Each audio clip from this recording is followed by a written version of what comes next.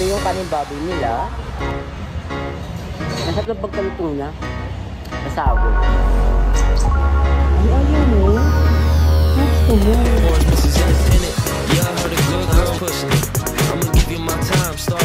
Ganda o.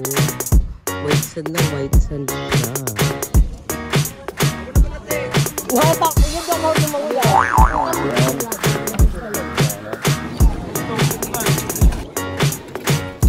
Ay, so, kaya lang siya.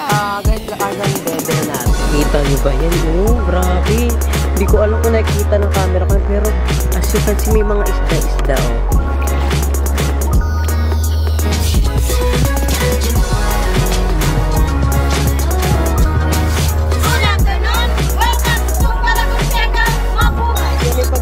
Ang cute!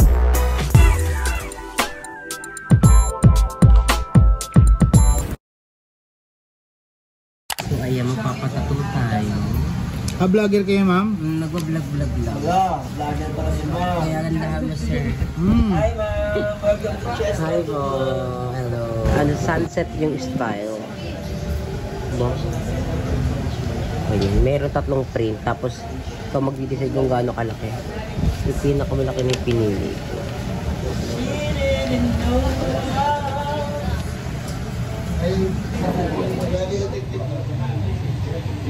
Okay na ba ito? Diyan na ba dapat? Yan yung pantay niya na yun. Kasi kapag nilapero talaga, hindi pa talaga. Oo, parang gento o pang Hindi nga yung gilid na eh. Nasa gilid yun. nag-aadik-atay ko mo ito. Ayun, napagilid lang mo ito ng pantay. Dapat pala dinadrawingan talaga, no? Oo. Gento kasi ang pangit to. Pwede mo na ito matanggal, sir, pag maganda. Pwede pa ito matanggal. Or patakpan na lang, no? Tsaka kasi may pangso eh. Wala sa kigan dito sa hit.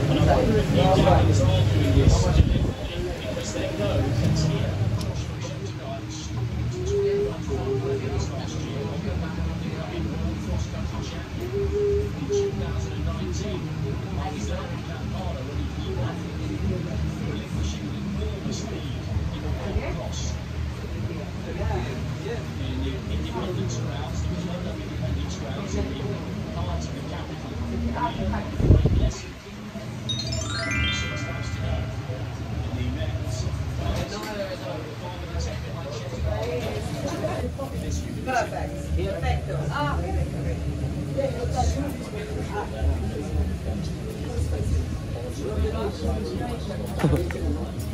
Now it's Super shot. Nala.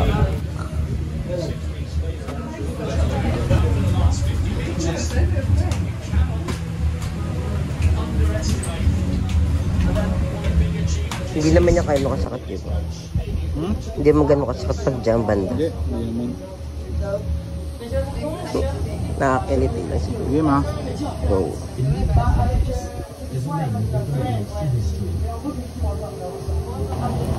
Oh.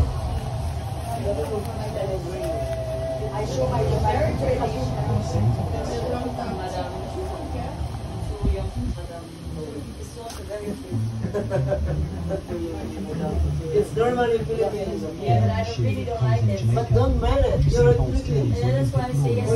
Yes, ma'am. I say so. Oh, si bebe!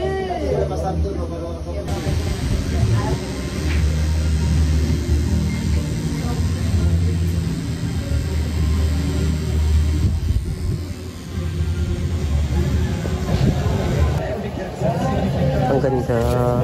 Hindi ko kinapalan na kasi pag kinapalan ko yan, magdidikit-dikit yan.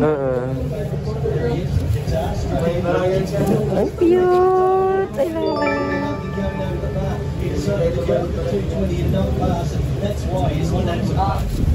I love it. Ang cute. Okay na? Yeah. Thank you. Oh. Ah.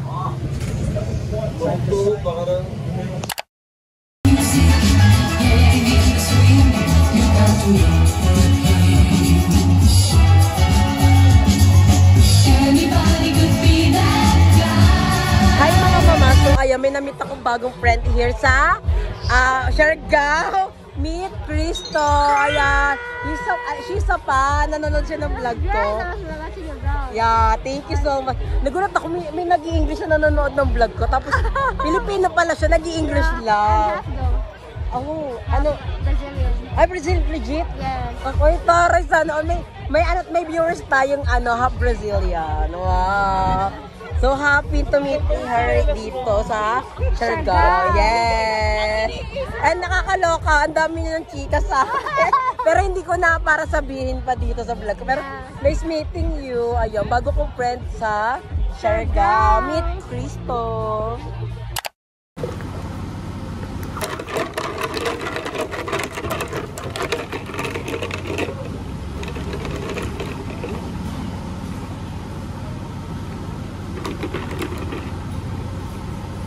So ayan, kagising ko lang dito sa hostel. And sakit ng ulo ko kasi kagahapon nag-inom kami. May hangover ako. Nakakaloka. Iba yung hangover. Kaya ayoko nag-iinom eh. Iba yung amats kapag kapag tinamaan ka ng alak. Kasi pag uwi dito, hindi ako nagtubig. Diretso higa ako. Tapos tulog na. Ay nako. And nagkape lang tayo. Ano to, latte. Ito lang yung sinaserve nilang with ice. Pero marami sinaserve na coffee. Pero yung coffee nila puro hot. Mag-hot ka, may hangover. Nag-amats ka lang. So kung anong merong cold coffee, yun ang in-order ko. Pagod ako ngayong araw. Iba yung pagod ko talaga. Pero enjoy. Kasi ang sayo. Ang dami ko na-meet ang bagong people dito. Yung iba kong kasama, tulog pa. Yung iba umihilik. Yung mga bago kong friend dito, mga iba ka room ko, yung iba sa room 12, 10, 11. Oo, 12. Ay, hindi. Oo, 12 sila. Kasi dito sila sa kabila eh. Yun, napagod ako. Pero enjoy. Walang rason para mapagod. Gusto ko tumambay dun sa sa may beachfront kasi masarap yung hangin. Nakaraka kasi andun ako para magtingin-tingin ng view, ganyan. Is ang sarap ng hangin. So, kuha lang ako ng energy kapag inom ko ng coffee and then punta tayo doon. Kasi gusto kong matulog ulit kasi iba yung hangover ko talaga. Para kung anything, babagsak na lang dito.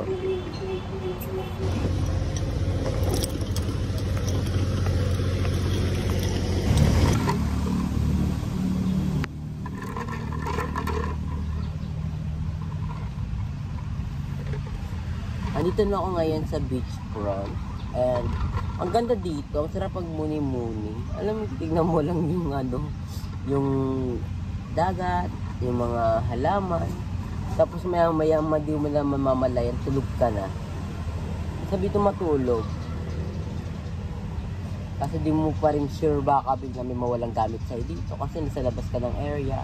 Hindi sila liable kung anong mangyari sa'yo. Not sure. Pero alam ko partner nila to eh. Oo, kanila pa rin pala to. So wala naman dito, feel ko. Masaya naman. Nakakaantok. Ang sarap na tulog kasi ganito yung hangin. Sa room kasi mainit na kaya din ako nagising. Di ba nakwento ko nga sa inyo? 8 a.m. or 10 a.m. pinapatay na yung aircon. Ngayon kasi 11 na. So patay na, mainit na doon. So kaya nagising ang mama. Tapos nakapantulog pa ako, di ba? Pasabog. O ayun lang. Update ko na lang kayo later sa kung anong mangyayari sa atin today. Pero marami akong plan. Sorry kung hindi ko na rin napakita sa inyo yung kaganapan sa bar kahapon. Kasi na-enjoy talaga ako. Siyempre ako pa nag-enjoy pa naman. Ayoko yung nagbablog-vlog pa. Nakapagod yun ah. Gusto ko nag-enjoy yung moment. Hindi ko man siya na-document pero alam ko na sa utak at isip ko siya na madadala ko forever. Saya lang, saya. Saya mag-bar pag ikaw lang mag-isa tapos may makikita ang bagong friend na hala kasi hostel mo rin pala, ganun. Saya. Kaya kayo kung nag-worry kayo na nakakatakot mag-solo travel, hindi siya nakakatakot. Siguro nakakaano siya, nakakapanibago kasi ikaw lang mag-isa, ikaw mag-decide sa sarili mo. Tapos hindi mo alam kung paano mo gagawin yung araw na ito kasi ikaw nga lang mag-isa, walang tutulong sa'yo na o ganito gawin natin na wala, ikaw lang. Masaya siya kasi madidiscover mo yung sarili mo. Alam mo yun, kung ano lang gusto mo sa araw-araw.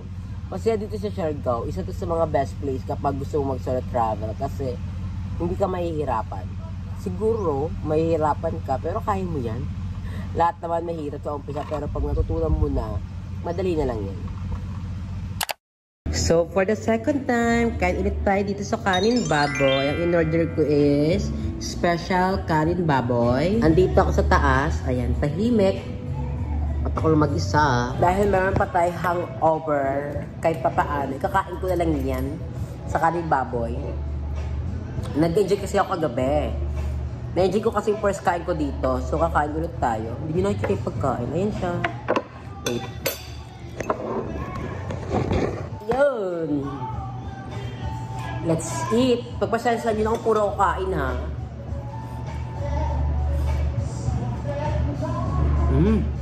Sarap.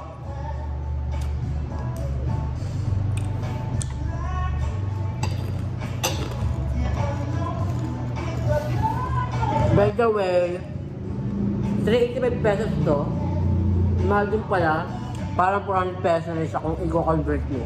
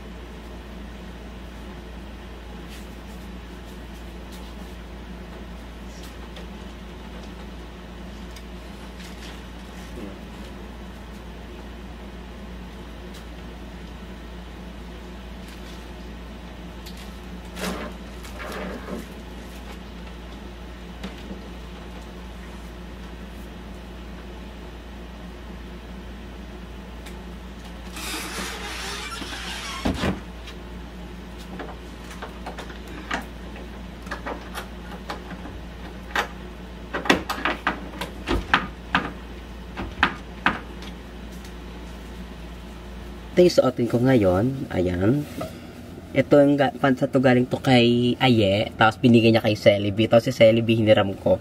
Pinahiram niya. Ingat kayo dyan. Celebi ni Madam Ivan sa Leyte. And ito naman yung top na susuotin ko. Ayan. Ito lagi yung gamit na gamit ko talaga tong top na to. Kasi maganda talaga siya in all fairness mga mama. Oh. Bagay ba sila? Kung pinagsuot ko to. Pero piko bagay naman. Maliligo muna tayo and then update ko kayo later.